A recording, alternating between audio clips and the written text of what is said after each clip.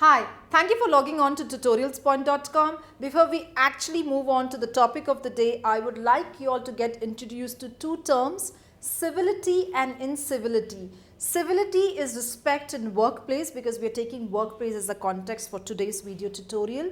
Incivility is a social behavior which lacks mannerism and is on a scale of rudeness.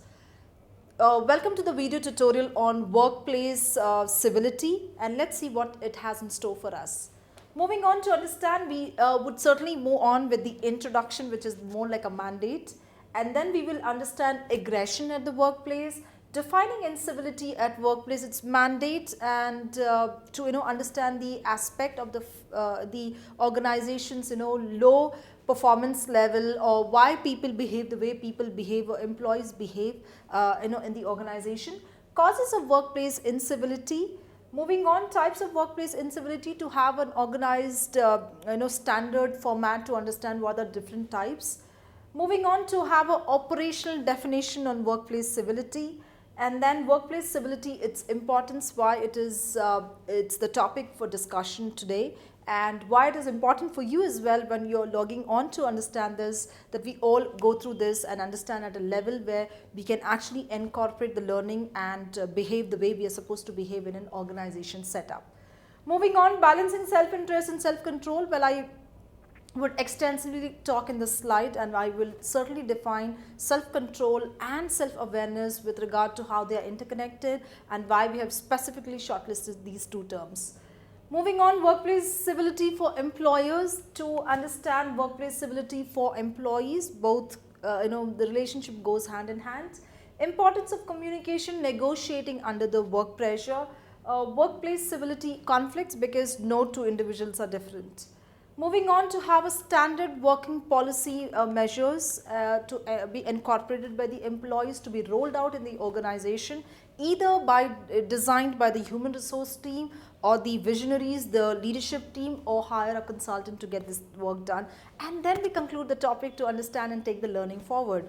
Moving on, to understand this better, workplace civility, its introduction. So if I have to talk in lines with how to have a working understanding of workplace civility, it is as simple as standard set practices and measures to keep in view with what is called the mannerism expected, professionalism expected in the organization, and not deviating from the actual laws. So if you have to really move on to take an example, a standing example, each time I wear an ID card and I behave and I misbehave, I carry identity, I associate myself with the organization, and I have to really mind the fact that I am the brand ambassador. So we all encounter certain situations, maybe at public places, in a mall, in a cinema theater, or maybe in a building where we have a setup of about 200 to 300 odd organizations which are have their offices, and we always see people who are not being accommodative with the other employees or other workforce people. Maybe as basic as they do not allow the other person to enter the escalator in a quick mannered way, or not allowing a woman to pass on or pass by when you happen to have a clash of walking style or something. So keeping in view of all these aspects, it's very important to understand the fact that if this is not taken into account at a certain level, it moves on to to allow a person to be high on emotion, or your aggression level goes up, and this actually causes something called low performance. People do not take care of take it to be better at the performance level, and hence causing the tiff and not allowing people to be the way he or she is supposed to be behaved. So if I have to really mind and give you a word, culture of an organization plays a very important role for this work civility aspect. If my leaders walk the talk and follow a certain path, I have my employees who at a low level as well, who would certainly be adhere to certain rules of the game.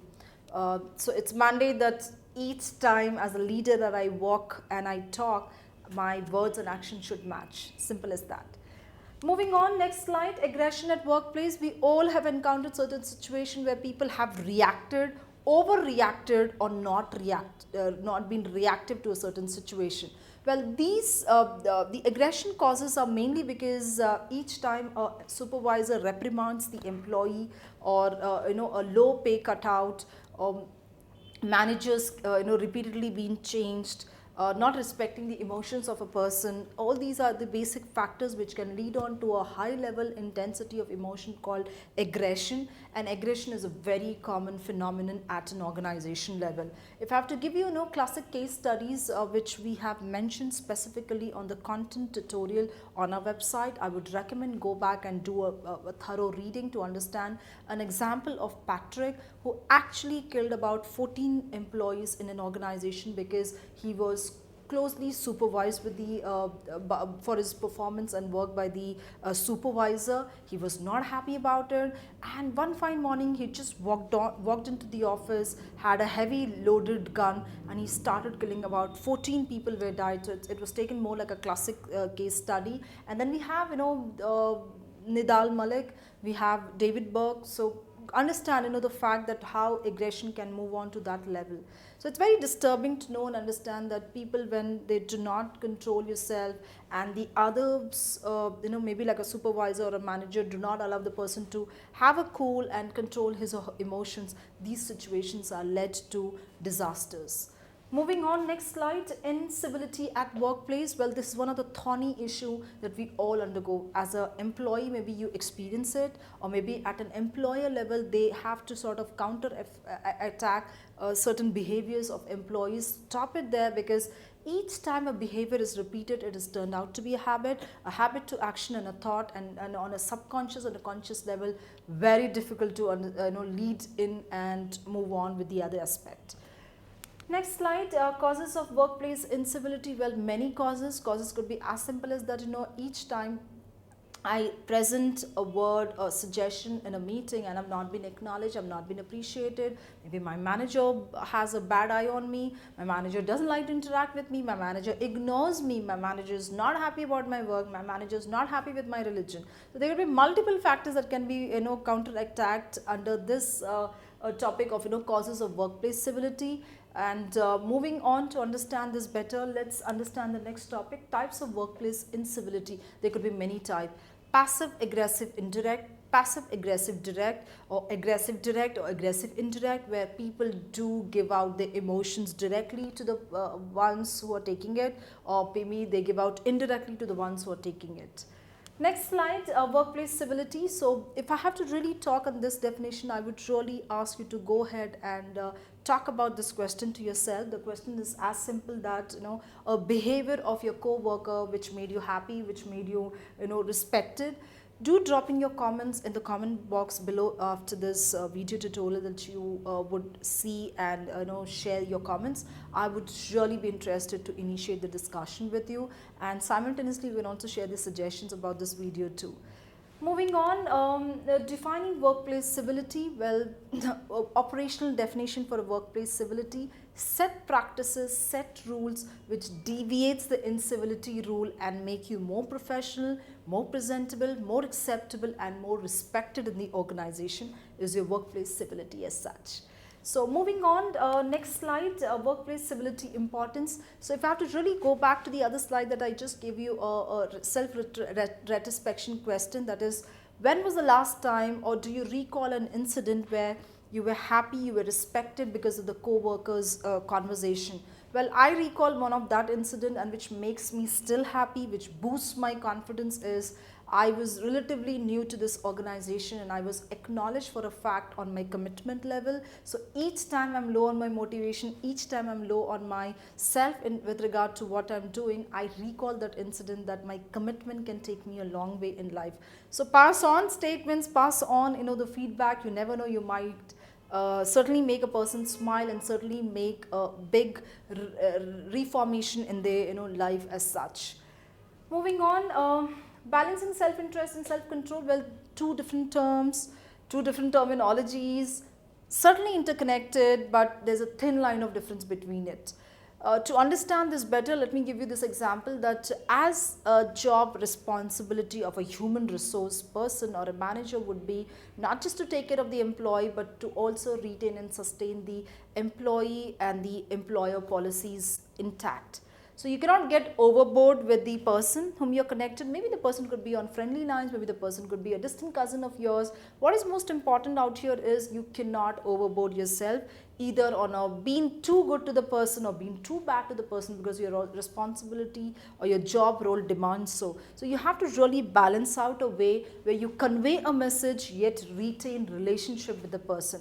Well, if I have to really say, while I incorporated the similar method in my career, it was challenging. Not that it was never challenging, because you give out a behavior feedback to a person that, hey, stop doing this, stop being late, and suddenly you see a bounced reaction that the person stopped communicating with you. A person has a withdrawal symptom, where the person doesn't connect with anybody, or maybe the person would not like to connect with you. So we all undergo these experiences. So it's very important, the effective communicator would know the secret, how to balance this well and retain and sustain relationship and be good at relationship management as such. So we really recommend that you balance it out well, and again, do share your suggestion, do share what worked for you. You never know, you might again enlighten somebody through your comments, and I'm really looking forward to read your comments as such.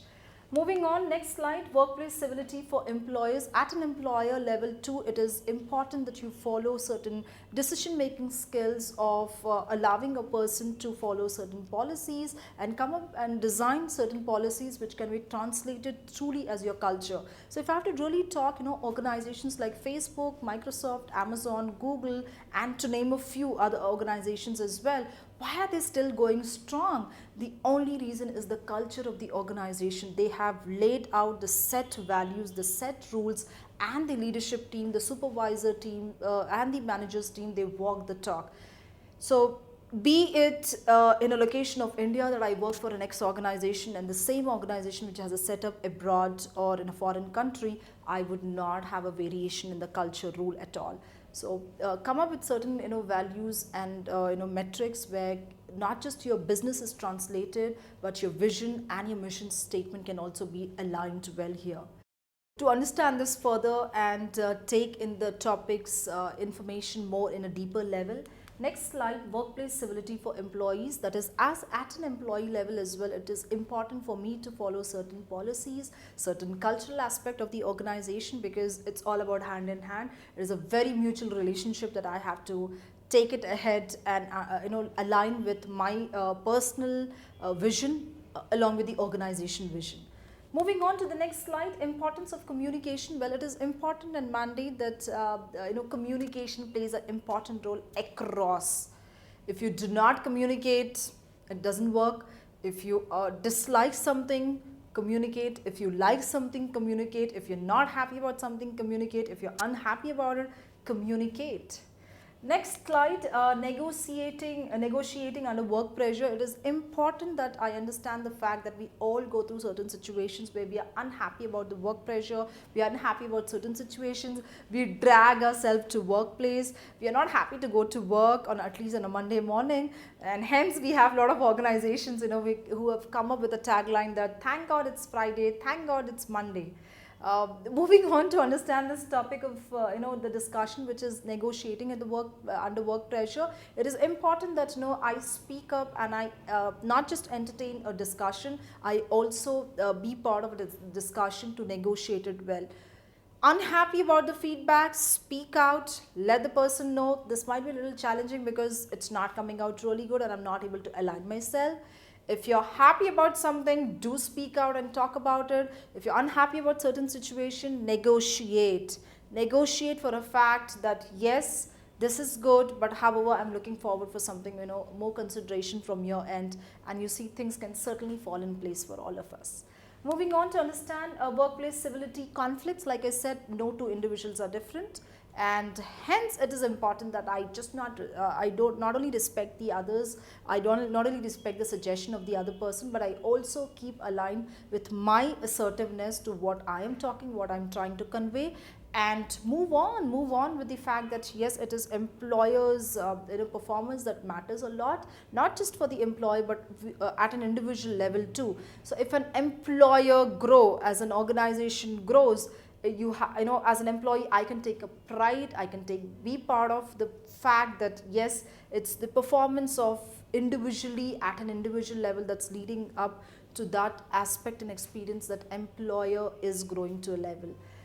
Uh, Policy, the civility policy, to move on, like I said, either design with the help of the leadership team and then walk the talk, or hire a consultant who can help us to create that culture, the values that people would love to strive, the fact that they want to work with the organization, or they pass on the good message with the others too. Conclusion with only 3 points that I would like to conclude out here. The first point is civility, respect, incivility, the lack of good manners that we undergo, we all experience from the others, or maybe we are ill-mannered as well at times because the situation demands so. The third point to remember and recall is how we tackle and handle certain situations which are more complex, and to maintain civility at workplace.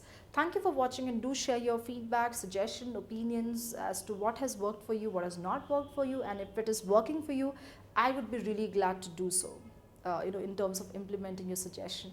Thank you for watching.